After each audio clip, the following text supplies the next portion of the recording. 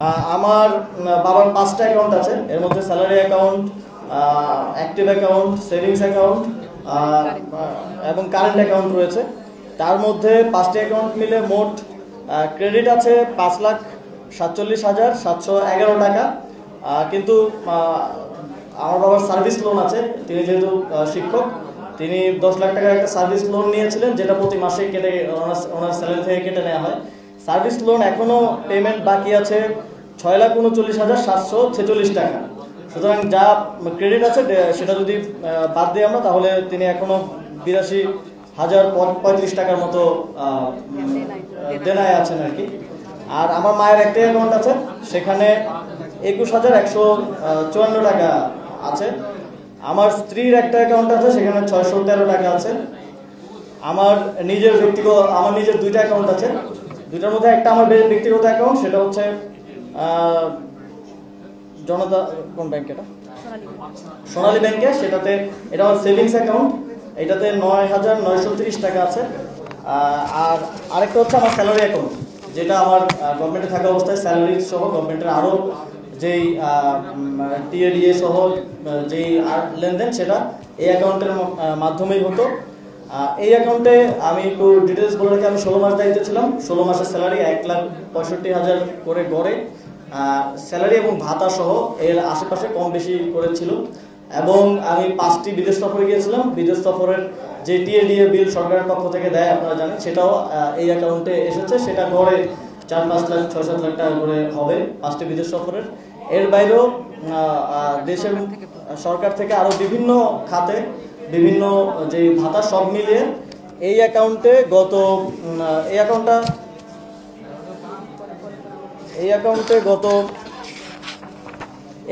এখন আছে 9,78,626 টাকা।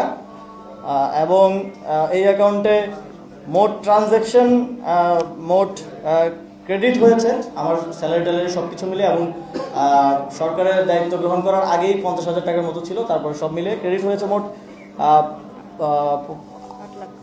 85,81,000 টাকা। আর ডেবিট হয়েছে 76,03,000 টাকা। এখন আছে 9,78,000 টাকা। তো মোট আমার দুটো অ্যাকাউন্ট মিলিয়ে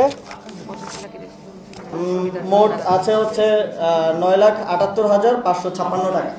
তো এই 85 লাখের মধ্যে আমি যেটা বললাম, স্যালারি আছে অলমোস্ট গড়ে যদি 1,65,000-70,000 করে ধরি, তাহলে অলমোস্ট 25 লাখের মতো, 85 লাখের মোট টোটাল ট্রানজ্যাকশনের মধ্যে। আর 5টা বিদেশ সফরের প্রায় 35-40 লাখ টাকার মতো হবে। আপনারা ডিটেলসে যখন সফট কপি আমরা দিব, সেখানে দেখতে পাবেন। এবং এর বাইরেও আরও নানা সরকারের ভাতাদি এবং অন্যান্য আরও খরচ। এবং এই অ্যাকাউন্টে আমি ক্লিয়ার করতে চাই, এই অ্যাকাউন্টে শুধুমাত্র যেই টাকাটা এসছে পুরোটাই সরকারের যে মন্ত্রিপরিষদ বিভাগের একটা সাইট আছে, আইবাস প্লাস প্লাস, যেটা দিয়ে মন্ত্রীদেরকে এবং সচিবদেরকে স্যালারি প্লাস অন্যান্য যেই ইয়াগুলো দেওয়া হয়, শুধুমাত্র সেখান থেকেই টাকা ক্রেডিট হয়েছে। এবং এর বাইরে থেকে অন্য কোনো উৎস থেকে টাকা ক্রেডিট হয়নি। এই পুরো লেনদেনটাই সরকারের সাথে, এবং এটার পুরোটার রেকর্ড মন্ত্রিপরিষদ বিভাগে আছে। আপনারা সেখান থেকেও চাইলে নিয়ে নিতে পারেন। তো এটা হচ্ছে সামারিলি আমার এবং আমার পরিবারের মোট 9টা ব্যাংকের যে তথ্য আছে সেটার হিসাব। যদিও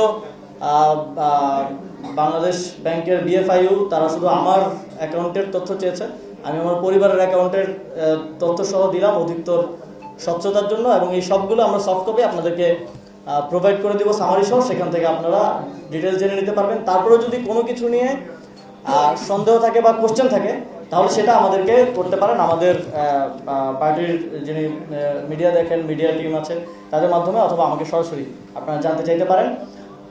এই হিসাবটা দেওয়ার উদ্দেশ্য হচ্ছে আমরা একটা স্বচ্ছতা এবং জবাবদিহিতার মধ্য দিয়ে যখন দায়িত্বে ছিলাম তখনও কাজ করেছি এবং এখনও কাজ করছি, এবং সামনের দিনেও জাতীয় নাগরিক পার্টি স্বচ্ছতা এবং জবাবদিহিতাটাকে সর্বোচ্চ গুরুত্ব দিয়ে কাজ করবে। এটা আমাদের একটা অঙ্গীকার সেই জায়গা থেকে। এবং আমার কোনো কিছুই লুকানোর নেই। আমি আমার দায়িত্ব সর্বোচ্চ স্বচ্ছতা এবং জবাবদিহিতার সাথে পালন করেছি। এবং আমি দায়িত্ব ছাড়ার পরে 4 মাস হয়েছে।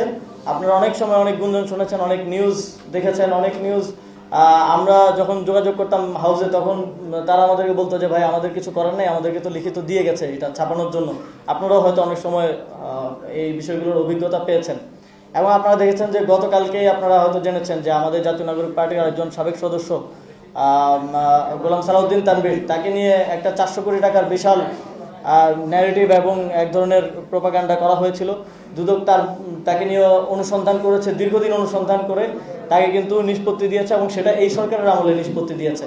কিন্তু তার যে এবং আমাদের পার্টির যে এই সংশ্লিষ্ট নিউজ এবং প্রোপাগান্ডার কারণে এক ধরনের হেনস্থার শিকার, হ্যারাসমেন্টের শিকার হতে হলো এবং এক ধরনের ইমেজ নষ্ট হলো, এইটার কোনো রিপেমেন্ট বা এই ধরনের কিছু নেই। আর আমার ক্ষেত্রেও ঠিক একই বিষয় ঘটেছে এবং যারা বিগত সময়ে সরকারের দায়িত্বে থাকার কারণে বিভিন্ন দায়িত্ব পালনকালে নানাভাবে মনক্ষুণ্ণ হয়েছেন, তারা এই চেষ্টাগুলো করছেন। এবং একটা গোষ্ঠী যারা আওয়ামী লীগ আমাদের গণঅভ্যুত্থানের কারণে দেশ থেকে পালিয়ে যেতে বাধ্য হয়েছে, তারা তো প্রতিনিয়ত লেগেই আছেন। তাদের বিভিন্ন পেজ আছে, আপনারা জানেন, বিভিন্ন মিডিয়াতেও তাদের শেয়ার এখনও আছে, তাদের লোকেরা এখনও বসে আছে বিভিন্ন পর্যায়ে। তারা এই ধরনের সূত্রহীন, আমরা দেখি মাঝে মধ্যে যে নিউজগুলো হয় এগুলো ফ্যাক্ট চেকাররা মাঝে মধ্যে ফ্যাক্ট চেক করেন, বা অনেক ফ্যাক্ট চেকিং এজেন্সি আছে বাংলাদেশে, তারা লিখেন এবং কয়েকজন ফ্যাক্ট চেকার এগুলো নিয়ে পোস্টও দিয়েছেন যে কতটা ভিত্তিহীনভাবে এই অভিযোগগুলো করা হয়।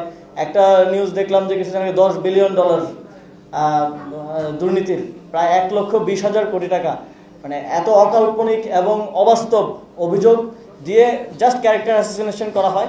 এবং যাদের কাছে কোনো ধরনের প্রমাণ নেই, কোনো ধরনের লিড নেই, তারা শুধুমাত্র এই অভিযোগ দেওয়ার মাধ্যমে এবং এটা বিভিন্ন প্ল্যাটফর্মের অ্যাডভান্টেজ তাদের থাকার কারণে সেগুলোর মাধ্যমে প্রচারণার মাধ্যমে এক ধরনের ক্যারেক্টার অ্যাসাসিনেশন করার চেষ্টা করেন। এবং এটা শুধু আমি না, এটা জুলাই গণঅভ্যুত্থানের যারা অগ্রসারিতে ছিল সকলের বিরুদ্ধে এই ধরনের প্রচেষ্টাগুলো হয়।